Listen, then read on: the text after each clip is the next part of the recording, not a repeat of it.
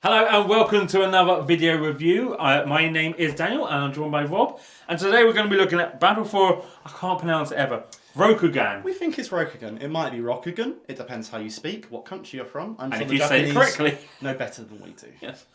So it is from what series, Rob? It's from Legend of the Five Rings. We have absolutely no familiarity with this series. It's a living card game. We don't tend to review them because they move on so quick, like reviewing an MMORPG in the video game world. We also don't stock them in the cafe very often either. I'm sure it's lovely. We've played a bit of Netrunner. We know Netrunner's awesome. We're very bad at them. We are very bad at them, and what we're going to do is come from Rokugan from the perspective of people that have no idea about Legends of the Five Rings, which I think if you're considering dropping the money on this game, which is a completely separate type of game, it's not a card game, it's area control. I don't know much about board games, so I'm pretty sure they're meant to have the rest of the box. They are meant to have the rest of the box. Illusion destroyed. Jamie doesn't let us have the whole box in videos now because it rattles too much and he's evil and mean.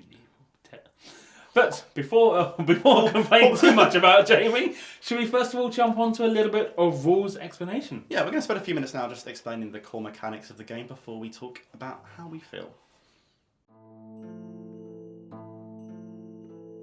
So Rokugan is played over 5 turns. The winner is the player with the most honour points at the end of the game, and honour is gained by taking part in battles, holding areas with honour icons, and completing your secret objective.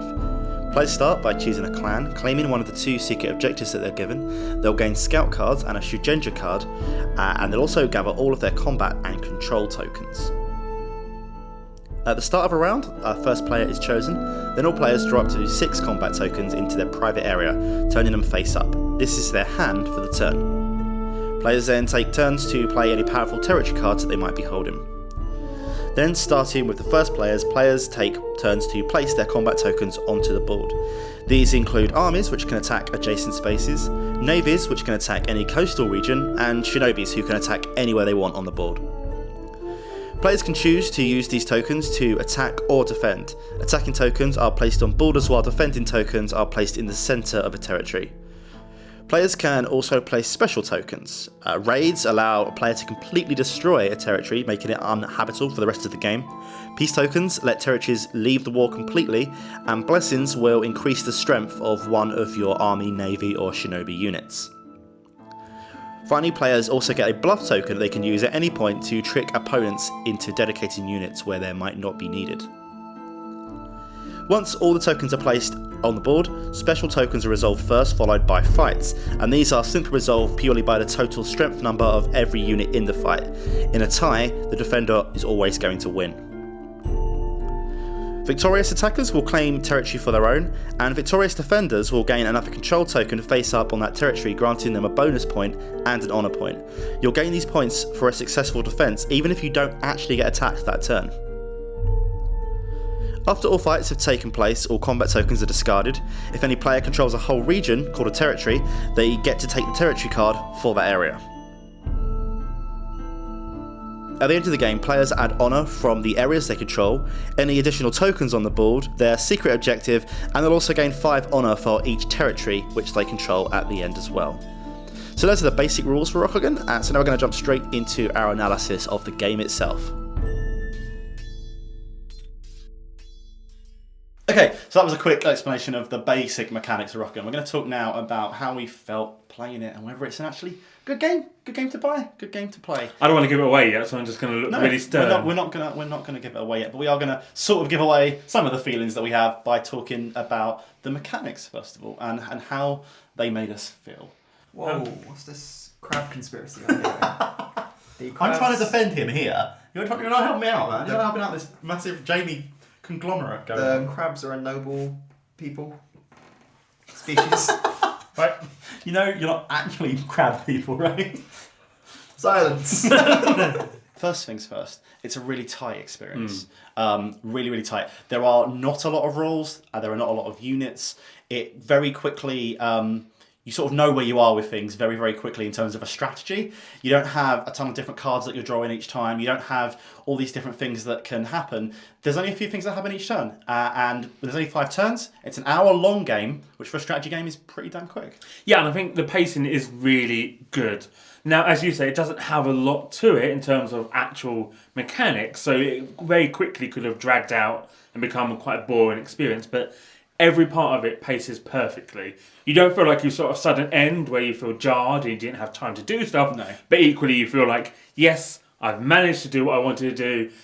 And usually for me, that's lose. It is. You lost all the times you played, in fact. Yeah, But you do. Dan has this habit of losing every area control game. And one of the reasons he loses them is because he overextends. And in this game, you can't overextend, right? If you overextend, things go terribly wrong for you because you don't actually get anything for expanding, do you? You don't. In a lot of games, let's use classic Risk as an example, the more you extend, the more you get, so you're constantly challenged to push forward.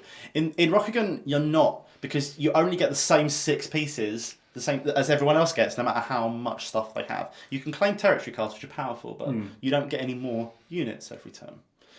No, there is one thing that really it does suffer from, though, and that's if you're playing with people that have analysis paralysis and are really slow to make those moves, that's when your pacing will be thrown out. We played a couple of games with Jamie here at the office, and he's probably the slowest that I know because he's trying to sit there and evaluate everything that's happening on that board before making his decisions. And if you do that every turn, you're going to have quite a slow game, and you can't know everything that's going to happen because it's blind. Excuse me, Crab Island. Does not. Oh, why didn't I take the 2? I don't know, man. I'm so dumb. Yep. I was a bit worried about that. The fact that you don't straight up see everything that's going on. A lot of the stuff has to be an educated guess. Actually, I think that works really well because it's a simple game. Because where you place those units matters. We touched on it a bit in the rules. If you place down a defensive unit, it has to go in the centre of your territory. If you place an attack, it has to go on the borders, right? So instantly you know what kind of unit it might be. If it's on the coast, you know it's going to be a boat. You're never going to know the strength. You're just not. And that's where some of the AP stuff could come into it if you have those sorts of problems because you want to try and guess the strength of things. You're never going to know. You can make educated guesses. But that actually works really well because there aren't that many things that it can be. You can do a decent amount of working out. And I think one of the things you mentioned, Dan, was how you can work it out based on social stuff as well. Yeah, absolutely. I mean, you guys, when you play a game with me, generally area control games, you know I'm quite aggressive. Just in games, lovely person in real life, very aggressive. So they can predict my movements and what I've put down. Although it's blind, you'd be like, he's probably trying to get this territory because that's the type of person he is. Whereas with Jamie's very naturally defensive. Well, I thought he would be. We thought he would be. We played this game with the Crab Empire, or the Crab Clan, and they have this massive defensive bonus. They're twice... That's a crab. Right, okay. They're twice as defensive as every other player in the game. And I thought Jamie's game was going to be hold up, get into an area where he can be and get defensive. And he did that in the first round and he did really well. And then he thought, I did so well in defence, I can attack now. And then he ruined his game. He threw his game and I won the game. Jamie's bewildered by this. What is this defending? He's been a lot more aggressive this game. Have you Which noticed? is dumb because I'm the crabs, you get a +2 defense. I thought you chose the Crabs to play a defensive game. Yeah, I did, but then I was like, whoa, I can win this. my crabs are so strong. I noticed in a lot of games we do, I'll do a terrible first game and Jamie will use the exact same technique the second game. I just want to really mention very quickly that you can come back from anything in this game. Yes, absolutely. We've had some bad starts. We both had terrible starts. We put down all of our best units and completely missed the mark everywhere. Yeah. And then by round 3, I was winning. And Dan wasn't. He was still Yeah, losing. But so- he had a chance to get back. 100% agree. There's times with games like this that you could feel like once you're out, and you're just playing the motions. In this game, I'm terrible at them, but at no point did I think, even in round 4 or 5, did I think, there's no point in me continuing. I thought, I mean it, I can win it, I can still come back. I didn't, but I thought I could. Can I use my thing? Mm-hmm. That's not my turn. I have to remove one of these, and then to remove 2 special tokens from the board. Oh, what? Yeah, I'm not going to do that. I mean, why did you not just remove that? Why do I want that? Don't want it. Yeah, that would have been much better. That was a pretty good reveal, wasn't it? Yeah. The old, Then I would have to deal with... Because I'm not a threat, man. just the peaceful scorpions. Are you going to place a token down? The pathetic crabs. On that note, I'm going to move now on to quickly talking about some of the other bits which aren't mechanical, such as the aesthetics. Are you happy to roll straight into this, Dan? I will roll See if you straight can in. roll with me here and talk about what actually is my biggest single problem with this game, which is not the aesthetics, but the way that the aesthetics are used to show stuff. Yeah, so orange, red, maybe red again. Orange, red, maybe 2 yellows. Two in yellows. the same board, 2 reds because the Shadowlands and one of the clans are red. There are, I believe, and I'm not a technical person, more than 8 colours in the world. Red and yellow. Yeah, there's definitely more than 8. There's at least 32 million on Windows, right? That was Windows XP, right? So, little Windows joke for you there. That is a lot of colours that they're not using, and that annoys me. I'm not colourblind, but it always annoys me when I see it because it does still confuse me. Especially in a game where it's all about getting a quick overview and understanding what's going on. Yeah, you can't look at the board and say, oh, I know what's happening. How many times did we play? And you put all the combat tokens down, and then you turn them all over, and then you resolve everything. But there's no particular, there's an order for special tokens, but there's no order overall. So you're resolving them all, and then you end up thinking, did we clear all those tokens? Yeah. You can't see them. You can't see them because they're just, those are that big, the combat tokens are this big, and... Just want to whack the vibrancy up. Yeah, you just want them to have like, you want them to be 3-dimensional, or you want them to glow. Which maybe I realise that's a bit too much, but like... Irradiated ones. I want to just be able to quickly see, because we had a couple of rounds where we get into a next round and then be like, oh no. We've left the combat token. And it's not just the colour, the actual iconography as well. Very pretty. Very pretty. But it's not exactly lending itself to being able to view it immediately. As a strategy game. Yeah. Otherwise, the component quality is alright. It's fine. If you play these games for the minis, you get nothing. You get a hell of a lot of cardboard. You don't get any inserts at all. You get a few bags. It's going to rattle around in the box. Fantasy Flight are famous for not having great boxes. I think they sell separate stuff for it. They probably do. But I don't. I personally, because that makes the price cheaper, and this is a very tight, fun, quick experience anyway for a strategy game like this, I'm fine with that. I don't know if you had any other feelings on that. But I've got a video coming up soon about my dislike for no box inserts. but yeah, it's perfectly good quality. Visually, artistically speaking, I feel like I'm in feudal Japan. Feudal? Yeah, you do. I think feudal Japan is fair enough, yeah. I don't know exactly, but I mean, that's close enough. How about we all declare peace? No. Oh, 5? Oh, I am so Remember when you committed all your resources to this fake attack? Such a head. They weren't really all my resources, there were 2 ones, but it's still really annoying. I feel bad I could have taken it. So the last thing I want to talk about, the last thing that we're going to try and to structure these reviews with is replayability. Right. Do you feel like there's a lot of replayability in Rokugan? I actually do, but I don't think the replayability comes from the game. I think it comes from the people you're playing with. Okay. I think there's a lot more replayability if you've got a wider circle of friends who will bring different tactics to the board each time, rather than the same group of friends who will probably try the same things most of the times.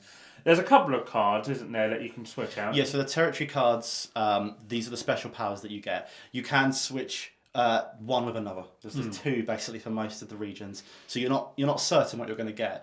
But even though you're not certain, it's still going to be a problem where if you play this game 5 times and then you go to play with a group of new people, you're going to have a massive advantage because you're going to know straight up what those things are going to be. Okay, you're not going to have 100% certainty, but you're going to be 50-50 on what power you're going to get, and knowing that can inform a much longer term strategy in the game, which the other guys are not going to have.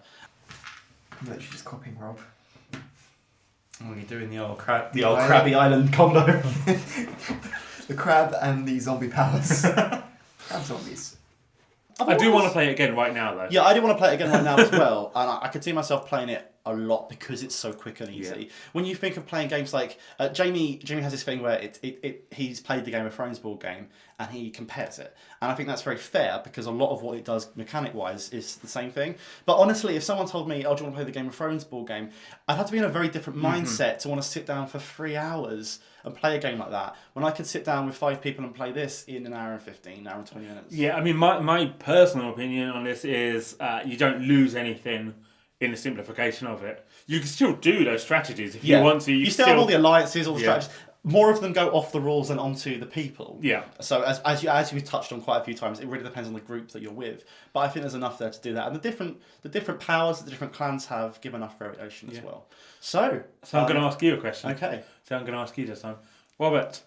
Would you recommend it? Yeah, I think it's definitely a favourite. Robert's favourite? It's definitely a favourite because is it an essential? No, okay. I don't think it is. I think if I had 10, 15 more games, I could maybe figure that one out because it's quite a nuanced experience. Yeah. I think if it had more variety, if it was a lot more visually obvious where different things were in the game, It would be, because the actual core mechanics absolutely are, and the tightness absolutely is perfect for the kind of games that we play. Yeah, I think for me, I'm very much on that border of thinking it's an essential. But I'm not there fully. I think it needs a bit more variance in terms of the cards. And yeah, it's so close. It is very close. But I am going to say playoff list favourite. Cool. There it is. Yeah. That was really quite well framed, I thought. Yeah. Well, Let's see how well the editing goes together. Yeah. So thank you very much for watching this video. I hope it gave you some idea about Battle for Rokugan. I know there's not been a lot of reviews out for this game. I think it just sort of popped up and came out. And I think it came out in England first this time. Ooh. So that's why there's not been a lot of information about it. If you like Area Control, it is a really good game. Definitely worth looking into. And if you like great videos, don't forget to like, subscribe, and comment. Thank you very much, and we will see you next time. You salute me. It's not really Japanese, but no, that's definitely racist.